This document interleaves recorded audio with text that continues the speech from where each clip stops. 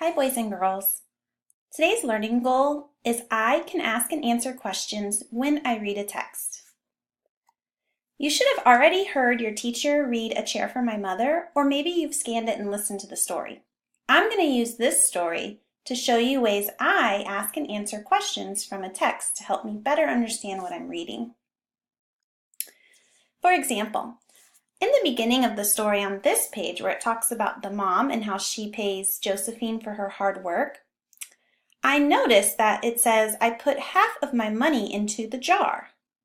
When I read that, I was wondering what she does with the other half of her money. What is she saving money in that jar for?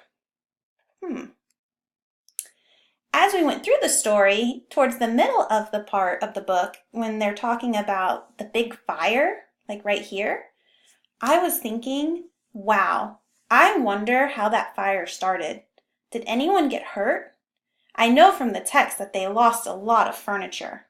It tells me right there. All our chairs burned, so did our sofa, and so did everything else. That must have been horrible. Towards the end of the story, it talked a little bit more about what exactly happened in that fire. For example, here where it says, Mama yelled, "Where's Mother?"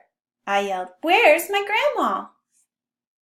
When I read this page, I was really thinking about how those characters must be feeling. I wondered what it must have been like in that moment. The characters are very brave based on their actions. You can also learn a lot just by looking at pictures and asking and answer questions based off a picture. For this picture, for example, I'm wondering if they still save for another piece of furniture now that they have that big comfy chair. They look so peaceful now. I'm happy this story had a very good ending. Even the cat looks comfy. Good readers ask and answer questions when they read a text. Boys and girls, I want you to try to do this when you read a text. This will help you to stop and think about what you're reading.